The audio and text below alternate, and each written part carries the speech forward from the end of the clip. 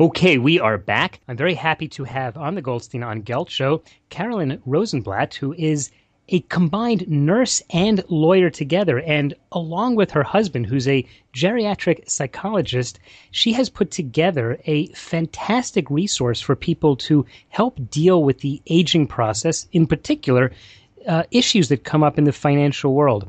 Real pleasure to have you, Carolyn. Thank you so much, Doug. So you talk a lot about elder abuse, and we're talking about financial elder abuse. Can you give us the scope of the problem? It's a massive worldwide problem, and we're not really sure exactly why financial abuse is so widespread, other than just flat-out greed. But it costs seniors in the United States alone $2.9 billion a year, and it's not going away. It's not going away.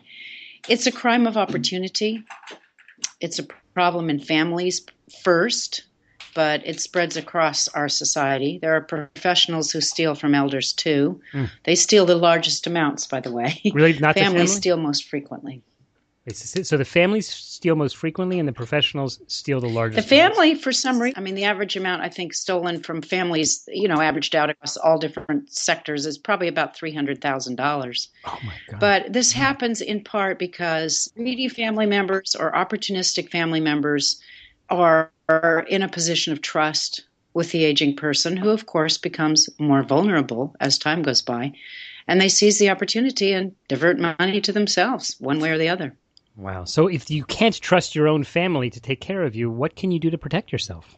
Well, there are a lot of things you can do that will enhance your trust with your own family. I think most people who do any kind of estate planning have designated an adult child, if they have children, to take over for them if they become incapacitated.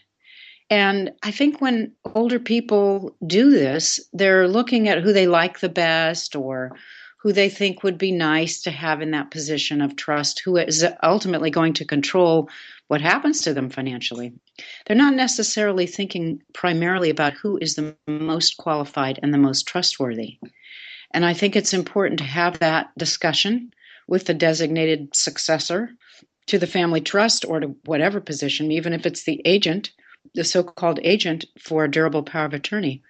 But the position of trust is critical because, as the person ages, they may lose their ability to keep track of things.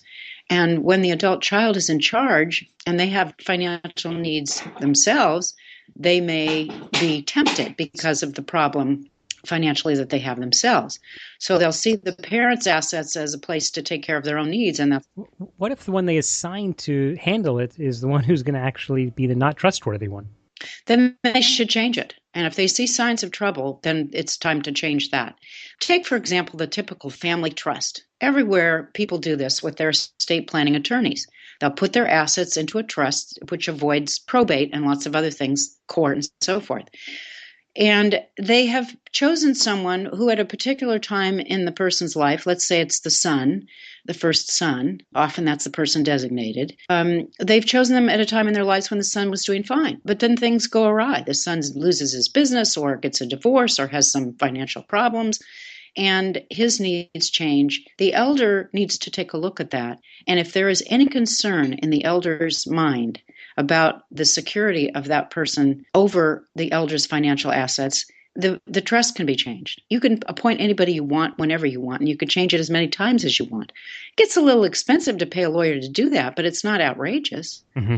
Also, if you do not have trustworthy children, at least here in this country, we have fiduciaries. These are, in California, where I live, licensed professionals who have had to pass a test. They have to have the skill to handle money, at least in a basic form, for another person, and they have a legal obligation to do that in a way that is in the elder's best interests. Professional fiduciaries can be the designated agents or successor trustees on any document. So that sounds like a very smart way to look at it. We're talking with Carolyn Rosenblatt, who has combined her experiences as a nurse as well as a lawyer to help people to understand the financial implication of the aging process and how there are certain dangers that lurk around the corner.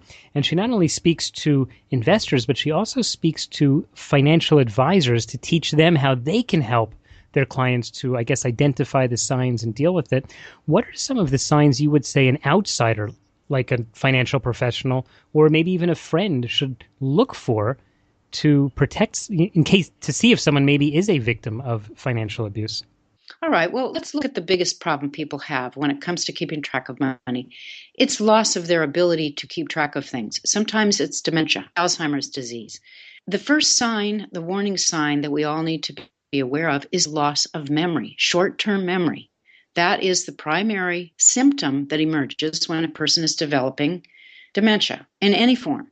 And that is not a normal part of aging. When we lose our ability to keep track of what happened this morning, or what somebody said to us yesterday, or how to find our way home when we've been living in the same place for 50 years, that's not normal. People dismiss this because they're either not aware of it or they're in denial. It's so painful to look at somebody who might be developing cognitive impairment. But memory loss for anyone, particularly an advisor, if you've talked to your client yesterday and they had some questions for you and they call you again later in the day and ask you the same questions, that might be a sign of trouble. If you see that repeated over a period, then you've really got to be looking out for the fact that there might be other things going on with the client. Memory loss is one problem. The ability to process information, particularly new information, is another problem. And there's a whole list. There's a very good resource at the Alzheimer's Association, which is an international organization. ALZ.org is the website. It lists all of the things that one needs to look for that are the warning signs of Alzheimer's disease or dementia. So if someone's trying to set up a portfolio that's going to be a little bit more defensive in the event that they might need an outsider to come help take care of their money, what are some of the structures or types of investments they should be looking at?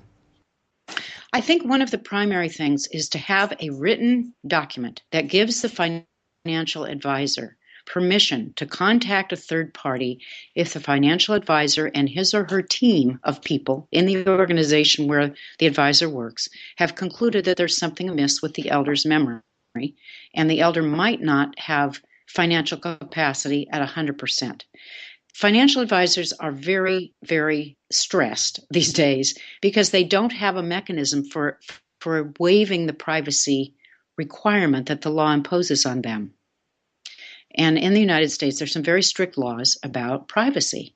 And instead of working around it by getting their clients to make an agreement with them while the clients are perfectly competent, they just kind of wait until a disaster happens and the client really is out of it, and then they're trying to figure out what to do. And it's very problematic.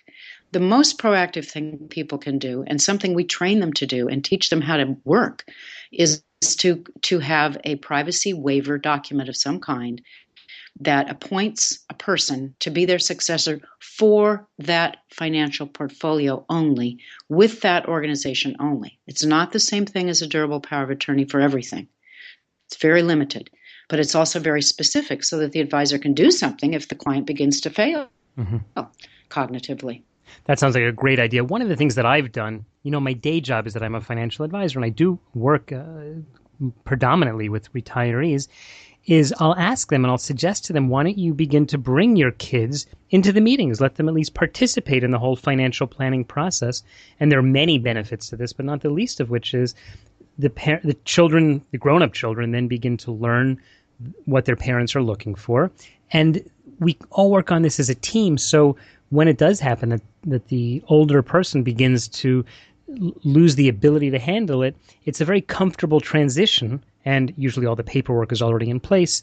It's a comfortable transition to let the next generation begin to take over.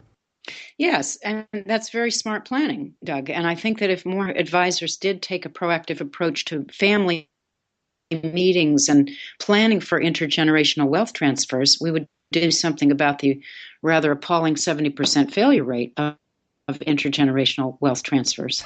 It is precisely the failure to involve the next generation in learning how to manage the assets that causes these transfers to fail. That is true. Really true. Carolyn, this is fascinating, and I have so many more questions for you, but we're just about out of time.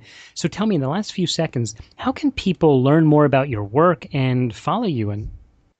Well, there are three ways. The first is for the regular folks who have a family and are getting older and are thinking about some of these issues. We have a website, agingparents.com. I have a lot of articles and send a newsletter out. We have a lot of resources there.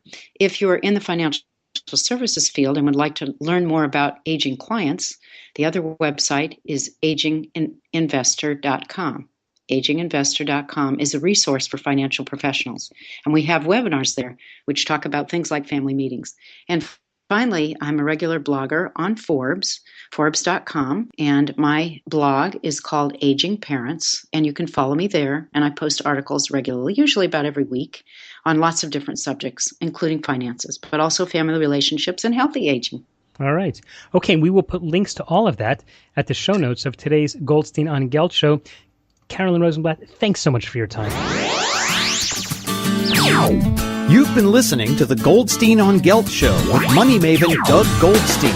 Doug's weekly radio show is heard around the world, but if you miss it, you can download the podcast at www.goldsteinongelt.com. The Goldstein on Gelt show gives you up-to-date financial ideas so you can get on the path to financial freedom. If you'd like your questions answered on the air or off, send Doug an email to doug@profile-financial.com. It's your money for your future, so join Doug every week to build your wealth on the Goldstein on Gelt show.